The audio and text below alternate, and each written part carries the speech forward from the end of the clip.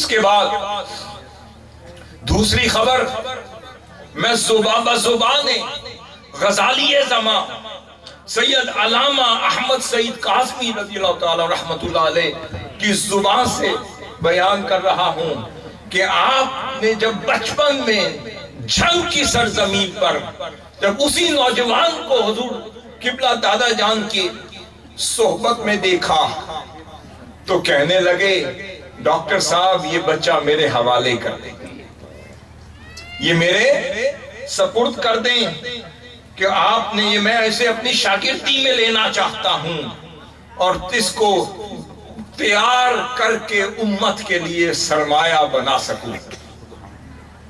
پھر اس وقت تک تو نہ ہو سکا، مگر بعد میں جوانی میں حضور شیخ الاسلام آپ کی صحبت میں بھی گئے، زانو تلمس بھی ہوئے، پڑھے بھی۔ اس وقت حضرت غزالی زمان نے ایک تاریخی جملہ کہا، ایک تاریخی جملہ کہا اور فرمایا کہ اللہ تعالیٰ نے اس نوجوان یعنی محمد طاہر القادری کے سینے میں فیوزات محمدیہ کا ایک ایسا نور رکھ دیا ہے، فیوزات محمدیہ کا ایک ایسا نور رکھ دیا ہے جو وقت گزرنے کے ساتھ ساتھ بڑھتا چلا جائے گا اور ایک عالم کو فیضیاب کرتا چلا جائے گا۔ کاش تم بھی اس نور کو پھلتا پھولتا دیکھو اور میں بھی دیکھ سکوں۔ یہ وہ آغاز تھا۔ حاضرین محترم، یہ سلسلہ چلتا رہا، پھر وقت نے بتا دیا کہ وہ نور تو گنبد خضرا کی خیرات سے چل رہا تھا، وہ تو گنبد خضرا کے در کے انوار سے چل رہا تھا۔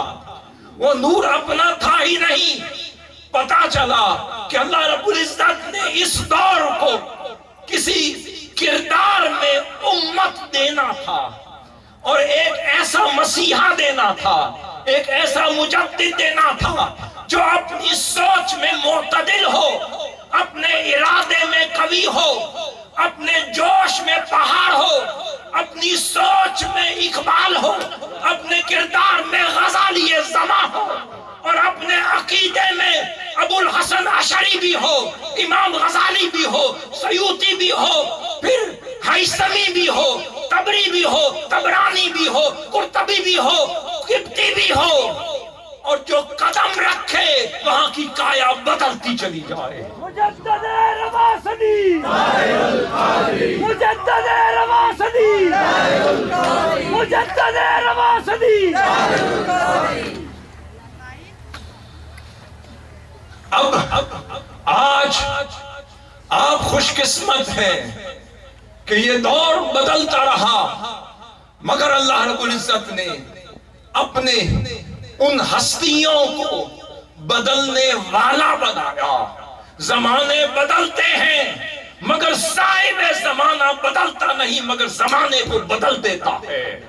آج یہ زمانہ، یہ صدی جو منہاج القرآن کو ملی ہے، اس میں علم منہاج القرآن کے ذریعے سے پھیلا، اس میں شمع عشق مصطفیٰ بھی اس پروانے کے ذریعے سے پھیلی، ادب بارگاہ مصطفیٰ بھی اس پروانے کے ذریعے سے پھیلا، اور پھر علم کو بھی ادب ملا، ادب سکھانے والوں کے در سے، تو یہاں علم والوں کو بھی ادب ملا، علم پڑھنے والوں کو بھی ادب ملا، سوچوں میں اعتدال آیا، آوازوں میں ادب آیا، کردار میں چاشنی آئی، زبانوں میں مٹھاس آئی۔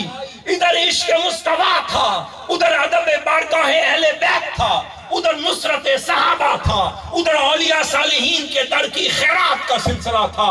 اللہ رب العزت نے اس صدی پہ کرم یہ کیا کہ اسے شیخ الاسلام کی صدی ایسے بنا دیا کہ کسی ولی کو یا کسی مجدد کو یا کسی شیخ الاسلام کو ایک ایک جہت ملی تو وہ اپنی ایک ایک جہت میں امت بنے۔ حضور شیخ الاسلام کا وقت آیا، ساری جہتیں ان کی ذات اور خصلتوں میں اکٹھی ہو گئی۔ اب میں آپ کو دو واقعات عرض کرنا چاہتا ہوں۔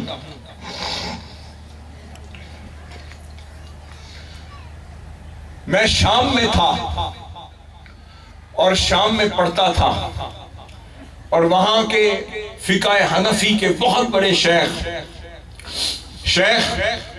اسد ظاہر جی، جو بہت بڑا نام تھا فقہ حنفی کا، وہ میرے شیخ بھی تھے، اور بڑی بڑی جو شریعت کی کتابیں تھی وہ بھی پڑھاتے تھے، فقہ کی کتابیں پڑھاتے تھے، حدیث کی کتابیں، بہت بڑا نام تھا، اور ان کو وہ مفتی تھے، وہ فقہ حنفی کے بہت بڑا نام اور اتھارٹی تھے۔ ہماری میلاد کانفرنس کا وقت آیا، میں نے ان کو دعوت دی، اور شام میں ان کا طوطی بولتا تھا، ان کا نام تھا، وہ میری دعوت پر لاہور تشریف لے آئے۔ اب مجھے پتا تھا کہ ان کا علمی مقام کیا ہے، مگر ادھر وہ حضور شیخ الاسلام سے ملاقات کرنے کی غرض سے سفر کر کے دعوت قبول کر کے میرے ساتھ آ رہے ہیں۔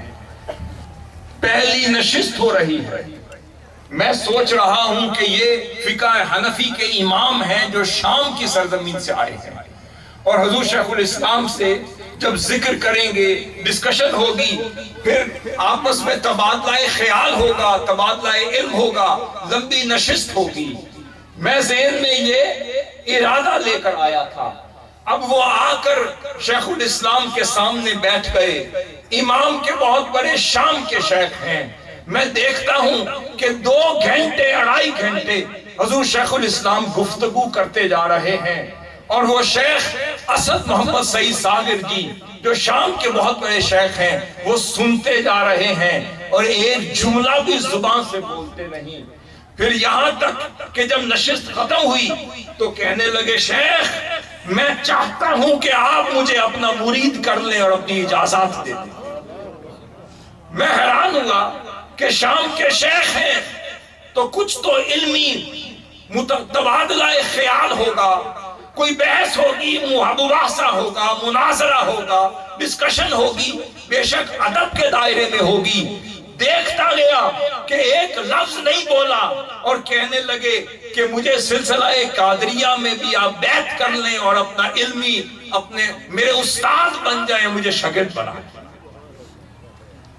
پھر آپ نے فرمایا کہ شام کو آپ گھر تشریف لے آئیں، نشست ہوگی۔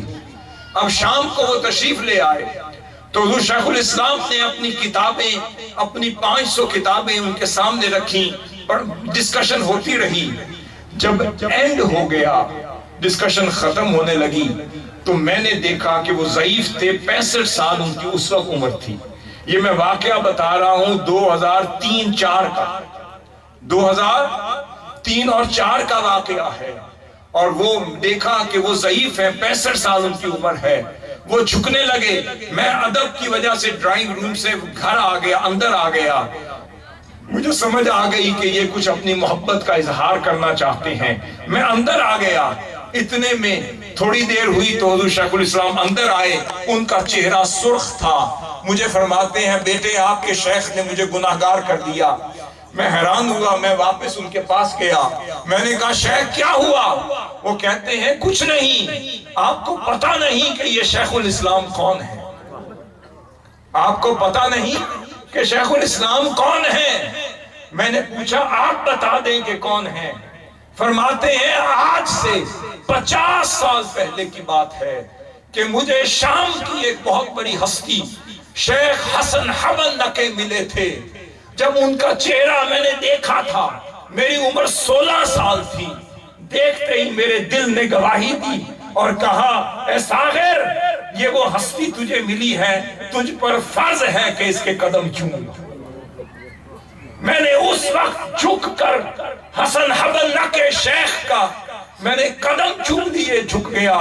اس کے بعد کہتے ہیں شیخ حسن 50 سال گزر گئے، مجھے اس جیسی کوئی ہستی 50 سال میں نہیں ملی۔ میں حرمین بھی گیا، قدس بھی گیا، شام بھی گیا، عراق بھی گیا، بغداد بھی گیا، میں ہر جگہ پھرتا رہا، مجھے میرے شیخ جیسا کوئی نہیں ملا۔ مگر آج میں تو آپ کا بابا جان سمجھ کر آیا تھا، مجھے کیا پتا تھا کہ کتنی بڑی ہستی آپ کے گھر میں رہتی ہے۔ خدا کی عزت کی قسم، جب میں نے نگاہ ڈالی شیخ الاسلام کے چہرے پر، 50 سال بعد میرے دل نے پھر گواہی دے دی، میرا دل زندہ ہو گیا، پھر بولنے پر مجبور ہو گیا، اور مجھے کہتا ہے ساغر آج 50 سال بعد پھر شیخ الاسلام کی صورت میں تجھے وہی ہستی ملی ہے کہ چاہتا ہے تو قدم چوم لے۔ وہ کہتے ہیں پھر میں رک نہ سکا، مجھے تو وہ نعمت 50 سال بعد مل رہی تھی۔ پھر کہتے ہیں میں نے بھی زور لگایا، انہوں نے بھی زور لگایا، میں چومنا چاہتا تھا، وہ روکنا چاہتے تھے، وہ روکتے رہے، میں چومتا رہا، اپنا کام کر لیا۔ مگر سمجھ لو یہ اتنا سا واجب ادا کیا ہے، ابھی شیخ الاسلام کا بڑا فرض کافی باقی ہے۔ حضرت محترم، بات یہ ہے کہ میں اردن کی سرزمین پر تھا، اردن کی سرزمین پر تھا، اور وہاں آخری بات بہت اہم بتا رہا ہوں واقعہ، اردن کی سرزمین پر تھا، وہاں عالم اسلام کے اہل سنت کے سارے علماء موجود تھے۔ جتنا بڑا نام عالم اسلام کا اہل سنت کا ہے وہ اردن میں موجود تھا، اور وہاں بہت بڑی کانفرنس تھی جو اردن کے بادشاہ نے منعقد کی تھی، شاہ عبداللہ نے، اور وہاں اس نشست کا کی جو مین خطاب تھا وہ حضور شیخ الاسلام کا تھا۔ کیا عرب، کیا عجم، کیا ایران، کیا ازہر، کیا مصر، کیا بغداد، کیا عراق، کیا اردن، کیا القدس کے امام سے لے کر بڑے بڑے علماء آئمہ شرق سے غرب تک جمع ہو گئے۔ حضور شیخ الاسلام نے سنت کی حجیت پر خطاب کیا، سنت کے مقام اور مرتبے، حضور صلی اللہ علیہ وسلم کی سنت کے مقام اور مرتبے پر علمی خطاب کیا۔ کوئی 40-45 منٹ کا خطاب تھا جو آپ کا ہوا۔ اس خطاب کے نتیجے میں کچھ بد عقیدہ لوگ بھی اس مجلس میں بیٹھے تھے جو میں بتانے لگا ہوں، کچھ بد عقیدہ لوگ بھی اس مجلس میں بیٹھے تھے، وہ لوگ جو حضور کی سنت کو گھٹانے والے اور اس کی تنقید کرنے والے بھی اس مجلس میں بیٹھے تھے۔ میں خود بھی الحمدللہ اسی مجلس میں تھا۔ آپ کا خطاب ختم ہوا اور پھر آپ نماز مغرب کے لیے تیزی سے روانہ ہونے لگے، تو کچھ لوگوں نے سوال جواب